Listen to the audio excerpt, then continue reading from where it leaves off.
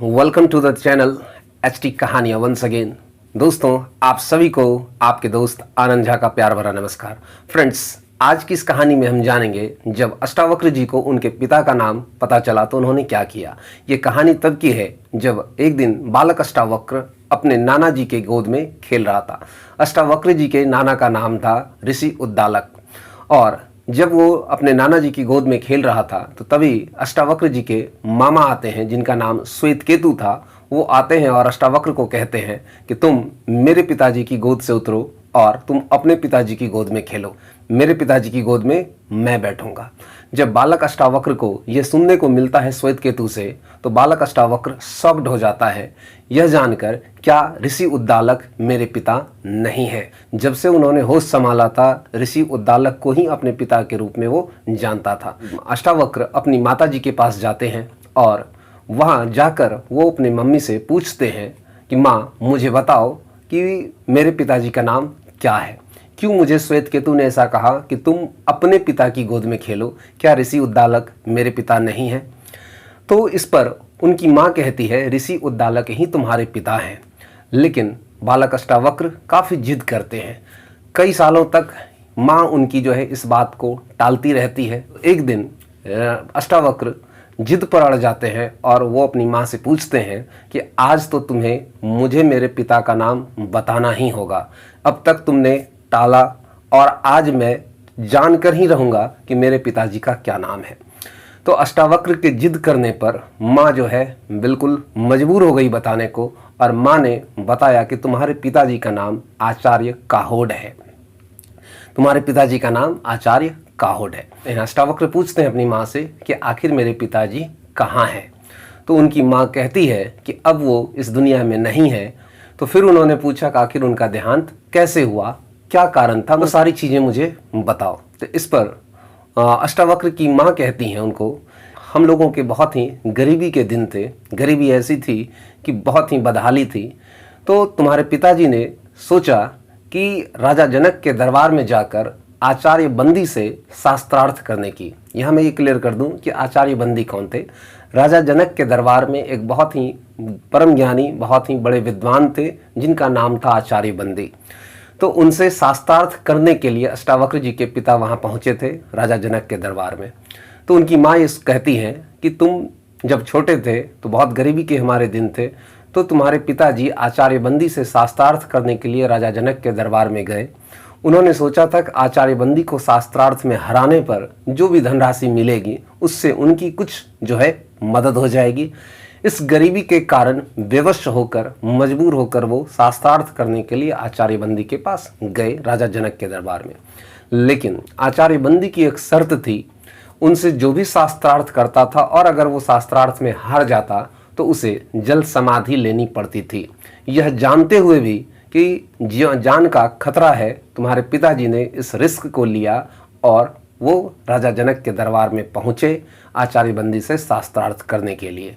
लेकिन हुआ यूं कि शास्त्रार्थ में तुम्हारे पिताजी हार गए और शर्त के अनुसार तुम्हारे पिताजी को जल समाधि लेनी पड़ी।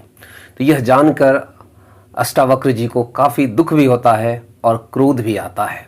तो उन्होंने ठान लिया कि आचार्य बंदी को शास्त्रार्थ में हराना ही है किसी भी तरीके से।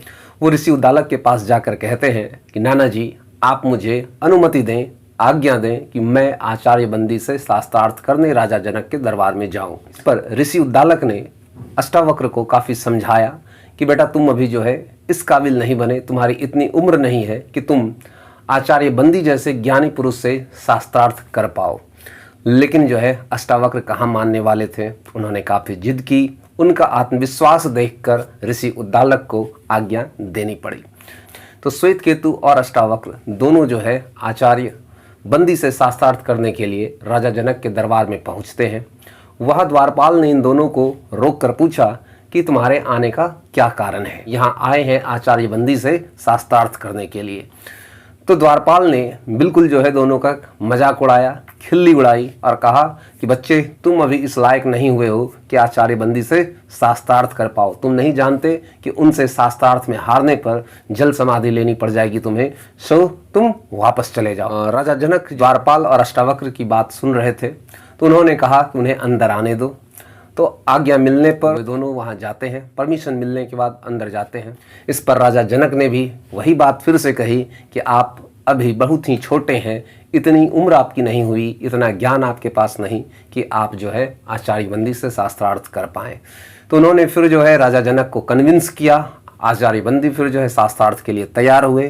फिर दोनों में शास्त्रार्थ हुआ, काफ़ी देर तक शास्त्रार्थ चला और अंततः शास्त्रार्थ के बीच में ही आचार्य बंदी निरुत्तर हो गए, मौन हो गए, उनके पास कोई जवाब नहीं था। इस तरह आचार्य बंदी शास्त्रार्थ में हार जाते हैं। हारने के बाद उनको काफ़ी ग्लानि महसूस होती है, रिग्रेट करते हैं वो, और फिर वो कहते हैं अष्टावक्र जी से कि मैं जल समाधि लेने के लिए तैयार हूँ। इस पर अष्टावक्र जी कहते हैं यहाँ आने का ये मकसद नहीं था कि मैं आपको जल समाधि दूँ, आपसे केवल इतना ही कहना था कि शास्त्र को कभी शस्त्र न बनाए। हमारे पिताजी ज्ञानी थे और आपसे शास्त्रार्थ में हार गए, लेकिन आपकी शर्त की वजह से उन्हें अपनी जान देनी पड़ी। तो ऐसी कोई शर्त ना रखें। तो आई होप कि आप सब ने बहुत कुछ सीखा होगा इस प्रेरक प्रसंग से, इस कहानी से। दोस्तों, जीवन में कभी भी किसी चीज़ का अहंकार न करें, क्योंकि किसी भी चीज़ का कोई अंत नहीं है, न ज्ञान की, न खूबसूरती की, न दौलत की। एक से बढ़कर एक दुनिया में है। बस यहीं पर यहाँ मैं आपको सीख देना चाहूँगा कि अगर आपको अपने किसी भी बात का अहंकार आए तो आप अपने से ऊपर वालों को देखें, आप अहंकार से बचेंगे और आपको फील होगा कि अभी आपको बहुत आगे जाना है। और अगर कभी निराशा हो, हताशा हो, हीन भावना मन में आए तो आप अपने से नीचे वालों को देखें, ताकि आप ये फील करेंगे कि आपसे भी बहुत कम साधन में, कम रिसोर्सेस में लोग जी रहे हैं। इससे आपका बैलेंस बना रहेगा। तो फ्रेंड्स, उम्मीद करता हूं कि आपने आज की कहानी को एंजॉय किया होगा, कुछ सीखा होगा। अगर ये वीडियो आपको अच्छी लगी, अगर आपको ये कहानी अच्छी लगी, तो आप इसे लाइक ज़रूर करें, शेयर करें और सब्सक्राइब करना बिल्कुल ना भूलें। Thank you very much to watch this video till the end, और मिलता हूँ फिर से एक बार एक अगली कहानी के साथ। तब तक के लिए धन्यवाद। जय हिंद, जय भारत।